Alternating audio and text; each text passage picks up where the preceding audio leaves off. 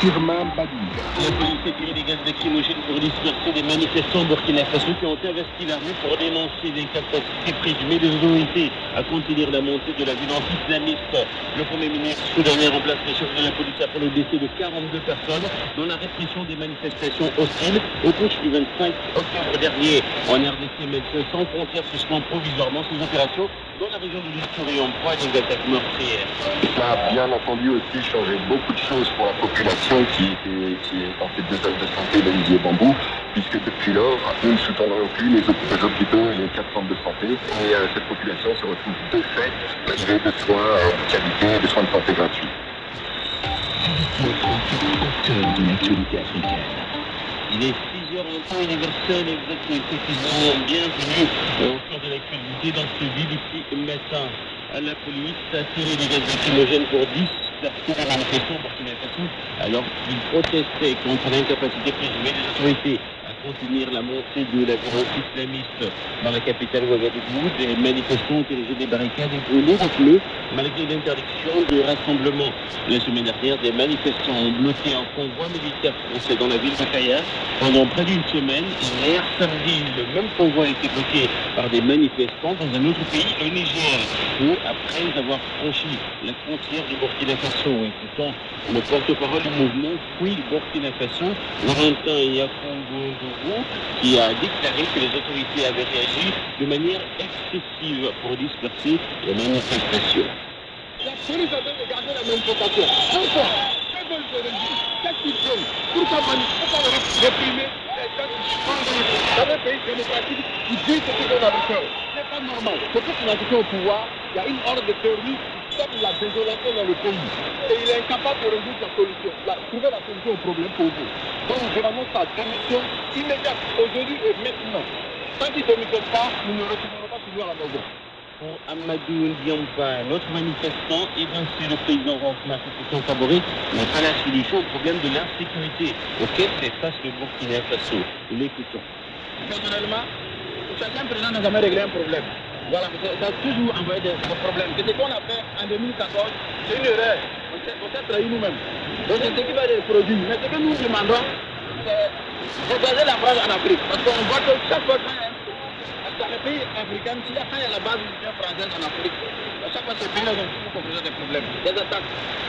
Le Premier ministre Souleymane Abdallah Hamdok a lui annoncé samedi avoir remplacé les chefs de la police après le décès de 42 manifestants lors de la répression de manifestations hostiles au putsch du 25 octobre dernier. Les détails avec Mamadou Diombari. Justement, nous disons tantôt que le Premier ministre soudanais, Abdallah Hamdok, avait annoncé hier avoir remplacé des chefs de la police dans le pays, ceci après les derniers événements. Nous faisons donc le point ici avec Mamadou Diombari.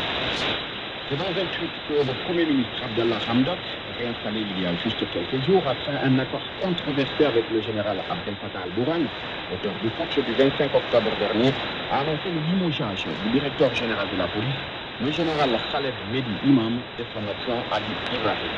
Selon l'agence France Presse, ils ont été ensuite remplacés par les généraux Anan Hamed Omar et Abdelrahman Abdellah. Ces changements surviennent après que la police a été accusée d'avoir ouvert le feu sur des manifestants, dont 42 ont péri lors des protestations appelant au retour d'un régime civil dans le pays. La police a toutefois nié avoir ouvert le feu sur les manifestants, mais les médecins ont accusé les forces de sécurité de viser la tête, le cou et le torse des contestataires avec des balles réelles en caoutchouc et des grenades lacrymogènes. Des militants, des journalistes, mais également des passants ont en outre été arrêtés par centaines après le putsch qui a renversé en octobre dernier les autorités civiles installées après la chute du régime Omar el-Béchir en 2019. D'après toujours l'AFP, ces derniers jours, plusieurs figures de la scène politique ont été libérées, dont des ministres évincés lors du coup d'État, mais des dizaines restent encore détenus dans des lieux inconnues. En RDC, l'insécurité prive en Ituri des populations de soins médicaux à la suite de l'attaque du 28 octobre dernier. Dans de ces convois par des hommes armés, l'ONG Médecins sans frontières a décidé de suspendre provisoirement ses opérations dans la région de l'Ituri dans l'Est de la République démocratique du Congo pour comprendre ce qui s'est passé à la Serge Martillago. Stéphane Hosser, coordonnateur du projet à Médecins sans frontières, notamment à Niger. Vous savez, MSF soutient 2 hôpitaux et 4 centres de santé dans ces 2 projets de Nizi et Bambou. Et nous offrons des soins pédiatriques pour les enfants de moins de 15 ans, ainsi que des soins maternels. Et nous renforçons aussi l'accès aux soins de santé primaires, comme pour le FABU. Donc au total, nous intervenons pour une population estimée à plus de 90 000 personnes. Mais en fait, ce qui est important de comprendre, c'est que Médecins sans frontières est la seule organisation présente dans cette région à garantir l'accès à des soins de santé de qualité et surtout gratuits. Ça pour une population qui vit dans des conditions économiques très difficiles. Donc en fait au total, c'est bien l'ensemble des 400 000 personnes qui sont présentes dans ces 2 zones de santé qui sont touchées au départ. Donc on parle vraiment d'une population comprise entre 100 000 et 400 000 personnes. Quels sont les moyens que MSF a tenté de mettre en œuvre pour justement essayer de contourner les problèmes sécuritaires auxquels l'organisation fait face pour venir en aide à ces personnes-là qui ont besoin d'aide médicale de base? MSF a réussi à avoir accès à des zones d'opération assez compliquées un peu partout dans le monde, notamment en RDC, notamment en Ituri, justement en approchant toutes les parties, c'est-à-dire grâce à son indépendance, sa impartialité et sa neutralité, MSF approche les différents partenaires, que ce soit les forces armées régulières, que ce soit les autorités administratives, les autorités locales. Donc nous parlons vraiment avec tout le monde. C'est exactement ce que nous avions fait en Ituri, à Nizi et Bambou, jusqu'à vraiment l'incident du 28 octobre qui nous a surpris et que nous n'arrivons pas à comprendre. Est-ce que justement cet incident du 28 octobre dernier a changé les choses au niveau de l'organisation MSF? Ça a changé des choses en tout cas pour nous au niveau local en Ituri, puisque nous avons dû malheureusement suspendre nos activités puisque nous n'avions aucune visibilité depuis lors sur notre sécurité lors de nos interventions. Et ça a bien entendu aussi changé beaucoup de choses pour la population qui est dans cette zone de santé de Nizi et Bambou, puisque depuis lors nous ne soutenons plus les 2 hôpitaux et les 4 centres de santé, et cette population se retrouve de fait privée de soins de qualité et de soins de santé gratuits. L'actualité sur BBC Afrique. Les Algériens étaient appelés aux urnes hier dans le cadre d'élections locales sont 2 partis d'opposition qui se sont retirés le mois dernier.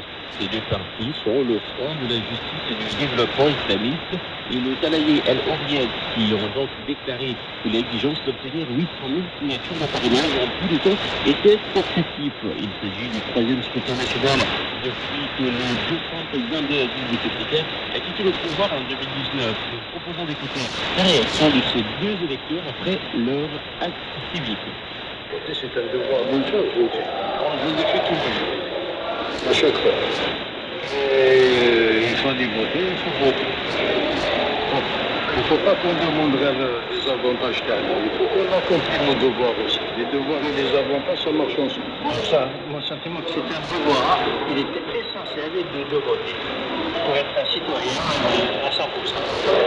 J'estime que c'est un devoir. Ouais. Pour ça, là, c'est le meilleur exercice. Et en Afrique du Sud, on parle de santé, un vent de panique occasionné par la découverte d'un nouveau variant de coronavirus à tout le pays. Cette fois, ce seront les médecins sud-africains qui affirment que le nouveau variant de Covid semble jusqu'à présent ne provoquer que des symptômes très légers chez les patients atteints de la maladie. Le président de l'association, la présidente de l'association médicale sud-africaine, Angelique Gauthier, a déclaré à la BBC qu'il y avait eu une légère augmentation du nombre de cas, mais que la plupart d'entre eux ne nécessitaient pas de traitement hospitalier. Mais aussitôt, ce nouveau variant détecté, plusieurs pays occidentaux, dont la Grande-Bretagne, ont imposé des restrictions de voyager avec l'Afrique du Sud, une mesure pour laquelle François Nadia Ndouano, une habitante du Cap, interrogée par la BBC. I've spoken to a lot of people in the last 24 hours.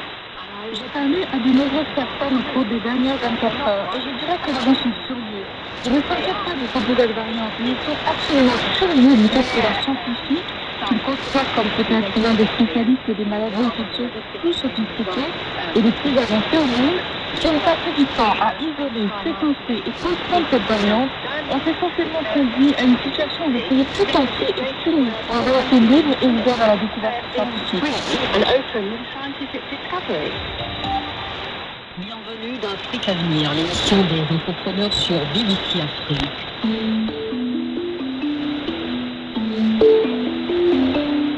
Elle se parle d'elle depuis plusieurs mois et ravit de jour en jour le cœur des consommateurs. Afrique à venir est au Burkina Faso pour parler de SafePay, une application de transfert d'argent créée par de jeunes Burkinabés qui révolutionne le secteur mobile money au Burkina Faso. Qui sont les initiateurs? C'est ce que nous allons découvrir. Afrique à venir a le plaisir d'accueillir